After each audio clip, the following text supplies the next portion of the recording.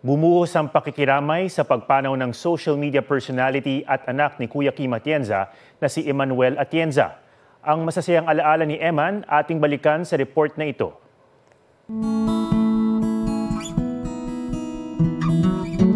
Adventurous, full of life, artistic at expressive.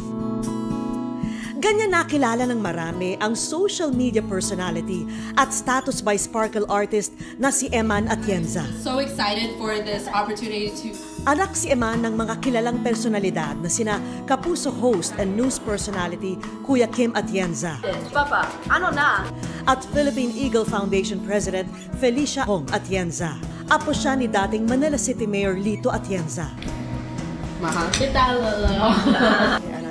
Bumuo ng sariling pangalan si Eman bilang isang content creator. Magandang gabi ulit mga kababayan. Na binansagan ng netizens bilang Konyo Final Boss dahil sa kanyang kwelang accent. Marunong naman ako mag-Tagalog na yon. Hindi kaya. Kaya naman ako mag-Tagalog, hindi. Marunong. Marami sa content ni Eman ay tungkol sa kanyang active lifestyle. Kabilang sa mga hilig niya ang calisthenics at rock at wall climbing. Talented din sa visual arts na nagtapos ng intensive design course sa New York. Kita rin ang kanyang artistic side sa kanyang everyday OOTD na bahagi rin ng kanyang pagiging expressive. Vocal si Eman sa iba't ibang issue o kaya nagbibigay siya ng hot takes. I feel like this is a really hot take and I might get a lot of hate for this, but I just... Ang isa sa mga paksang pinaka-open siya ang tungkol sa kanyang mental health. You know, I was diagnosed with bipolar disorder in my mid-teens. This means that I'd have phases of extreme happiness called manic episodes and Nitong nakaraang buwan, nag-post siya sa kanyang IG broadcast channel na nag-social media break siya dahil nakakaramdam daw siya minsan ng anxiety kapag nagpo-post siya sa social media.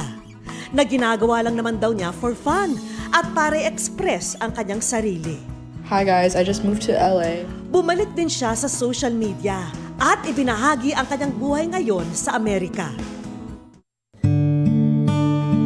Pero kanina, malungkot na ibinalita ng kanyang pamilya ang pagpanaw ni Eman sa edad na 19. Pumuhos ang pakikiramay at pagdadalamhati mula sa kanyang Sparkle GMA Artist Center family, kanyang mga kaibigan sa loob at labas ng showbiz industry. Inalala nila ang kabutihan at ang masasayang alaala na naiwan sa kanila ni Eman.